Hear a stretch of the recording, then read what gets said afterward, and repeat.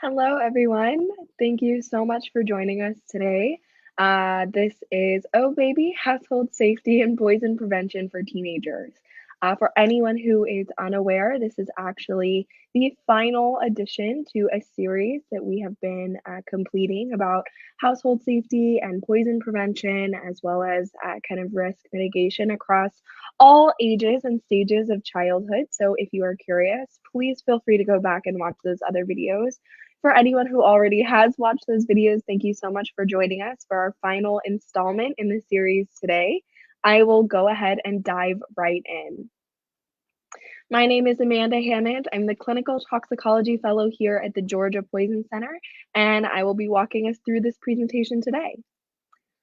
Our objectives, as always, are to describe any poisoning risks specific to our age group. Apologies for the typo. One more time, we are talking about children who are 14 to 18 years old, so actually really within that teenager category. We're going to discuss the most common ingestions specific to this group. We're going to review any kind of basic home management that's appropriate, as well as when to call the Poison Center. And we're going to answer any of your questions or concerns for anyone who's watching live. Let's start with what are the risks to your child? What increases the possibility of their exposure to something that could harm them? When we're looking at children or teenagers who are between the ages of 14 to 18, really we see that there are increased risks in three specific areas. So we see first jobs and appropriate development of independence. We see misunderstanding of medication safety, and we see stress, the internet, and substance abuse being kind of incorporated into our risks for this age group. And I will briefly touch on each of those in a little bit more depth. Regarding these risks, first we look at jobs and appropriate independence. So, as teenagers kind of reach this age, we often see them taking on their first jobs as well as other types of appropriate independence, be it extracurricular activities at school, spending social time with friends, things like that. New financial resources, as well as changes in their level of supervision, really create an increased amount of risk. Um, for example, their development of personal responsibility may not necessarily match these new financial resources, and suddenly they have access to kind of purchase their own medications or illicit substances. On top of this, kind of even in a teenager that doesn't have any interest in using or misusing medications or other substances, when a teen has a new job, he or she might not have the proper training or supervision when it comes to kind of chemicals or products that they're using in that work setting. So things like degreasers, cleaners, any other chemicals that they might use for their job, kind of increase them. Suddenly, we have this new window of occupational exposures that we can see as children transition to teens and begin to enter that workforce, really first dip in their toes. So making sure that you talk to your child kind of about those things can be a really important step for mitigating this potential risk. And we'll touch on that a little bit more towards the end of the presentation. Now, looking again at stress, the internet, and substance abuse. So, any kind of lack of learned coping skills for stress.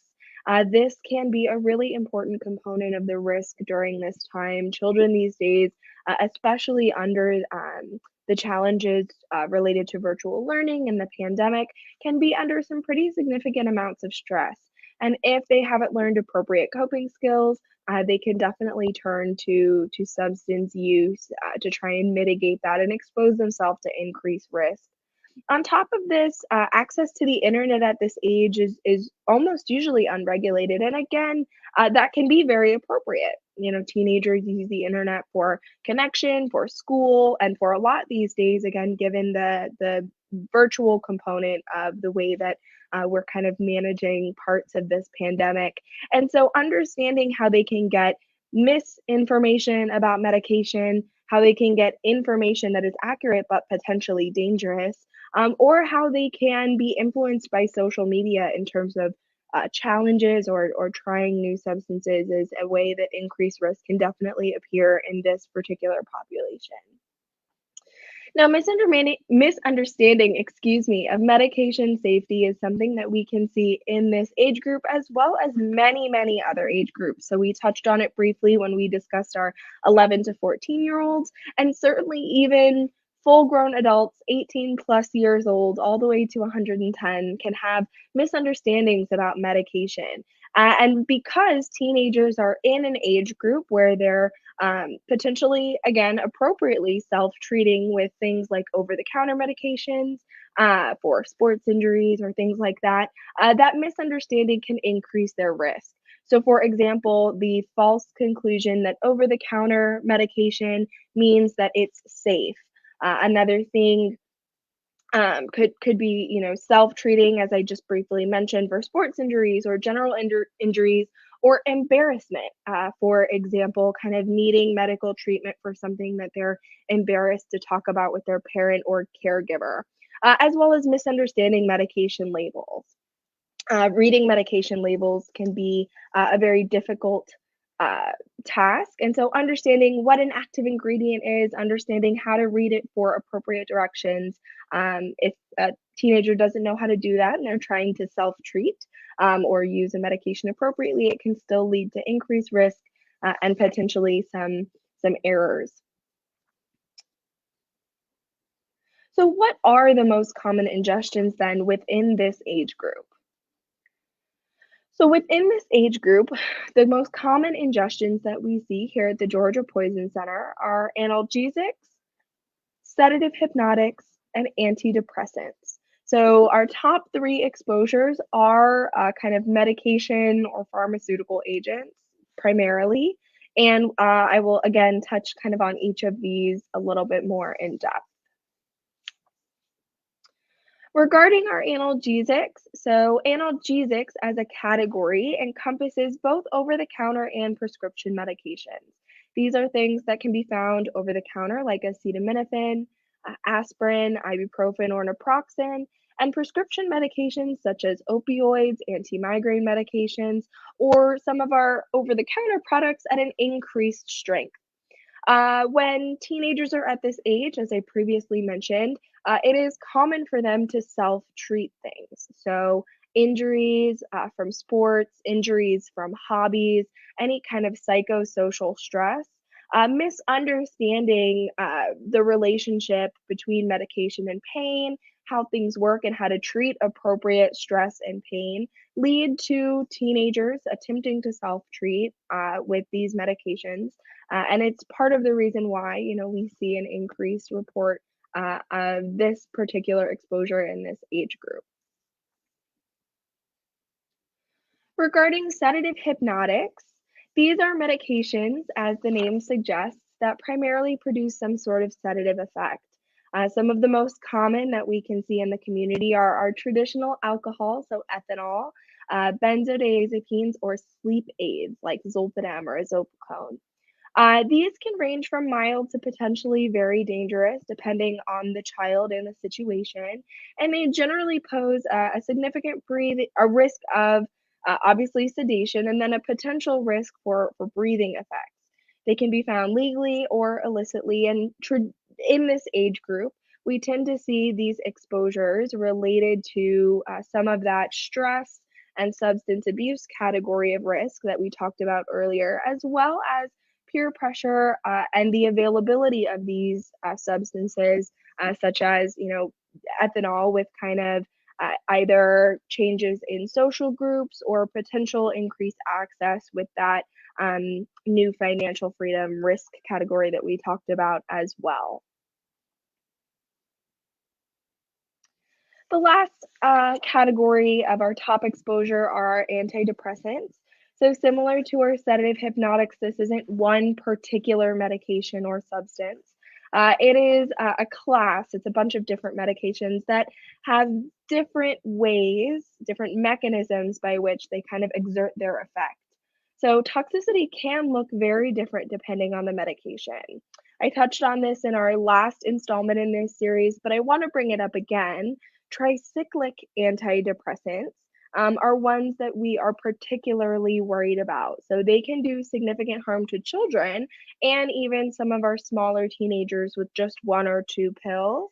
And so there's something to definitely be aware of in an extra precautionary manner if they are in your home or in the home of a loved one that your child or teen spends a lot of time in. Specifically, these tricyclic antidepressants can cause problems with heart rhythms and low blood pressure, which is why they are kind of particularly concerning among this group of medications. Now, unfortunately, there have been more than 100,000 suicides among children between the ages of 15 to 18 since 1985. And per information from both the National Institute of Health and the Georgia Department of Public Health, the rate has been rising steadily among that age group since 2006, with boys taking their lives or attempting to take their lives at 3 to 4 times the rate of girls. This is something I just, again, want to touch on briefly because it is something that is unfortunately very much interrelated to understanding how to keep our children and teens safe. Knowing that this is a possibility is definitely one of the ways that as parents or caregivers or even just friends we can help keep each other safe. But I'll direct you to the Georgia Department of Behavioral Health website at the bottom of the screen if you're interested in more information on suicide prevention. So, how do we keep our children and teens safe in regard to those toxicologic exposures that I briefly mentioned? The first and most important thing that I can say is if a child or teen takes any medication that is not theirs, generally you're going to want to involve us here at the Georgia Poison Center. And I'll remind you of our phone number in just a moment because we will be more than happy to guide you through helping to ensure your child is safe. But there are other things that you can do as well. So, first and foremost, talk to your teen.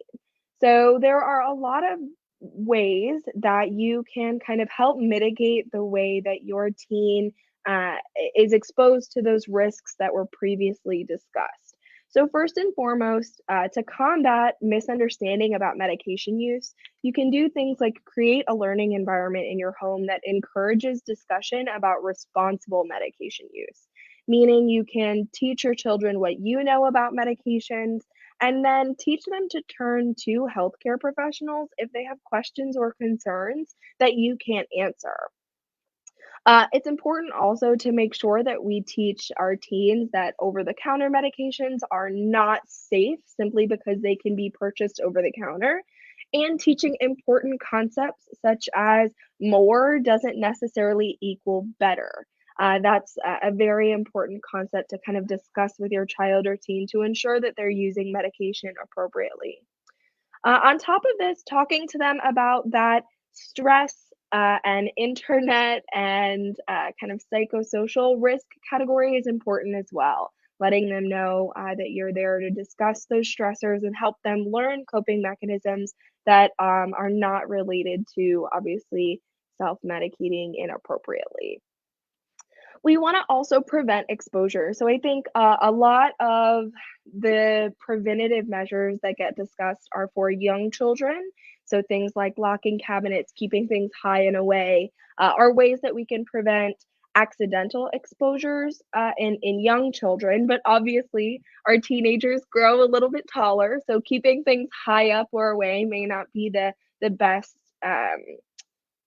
prevention when you kind of consider the new this new stage of young adulthood.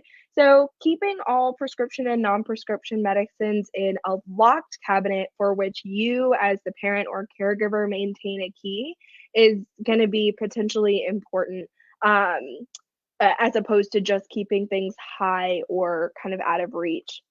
Another thing is to, as we've previously mentioned, make sure that you're keeping all medications or chemical substances like cleaners, antifreeze, anything that you kind of use in your tool shed or garage, keep those in their original containers and throw away medications and chemicals that you are no longer needing or using so that, again, they cannot pose a risk to anyone in the household. The last thing to think about is to be prepared. So be aware of all the medications in your home. That way, if your child or teenager is exposed to one intentionally or unintentionally, you're already aware of every kind of medication that it could be because you are aware of what's in your home. If your teen manages their own medication, let's say for ADHD or any kind of other um, appropriate kind of prescribed medication, make sure that they know any family rules around safely storing medication and, if possible, continue to supervise them while they're taking that medication or develop a plan for appropriate monitoring of that medication if they are managing it a little bit more on themselves. And the last thing to think of is to potentially learn CPR. So, this CPR and any age appropriate or size appropriate Heimlich maneuver can mean that you are ready in a case of emergency. Again, this is not a skill that we hope once you learn you ever have to use, but it is better to be prepared than find yourself in a situation unprepared. As mentioned, any time that a child or teen or even another adult takes a medication that is not prescribed to them, if you are concerned, go ahead and call us here at the Poison Center, 1-800-222-1222. We are always here to answer questions. We can even generally provide some drug information resources if someone hasn't been exposed to a medication. So know that we are always here if you have a question. That is all that we've got for today. So I will go ahead and open up the floor for any comments, questions, or concerns for anyone that's watching live. All right, currently there are no questions, so we will go ahead and wrap up. Thank you so very much for anyone who has been part of our poison prevention series here on our Facebook this year, kind of last year into this year. It's been an absolutely wonderful opportunity for me to get to provide this information for you all. And I hope that you enjoyed it and feel a little bit safer in your home and helping to teach children of all ages that we are caring for. Otherwise, I hope everyone has a wonderful day.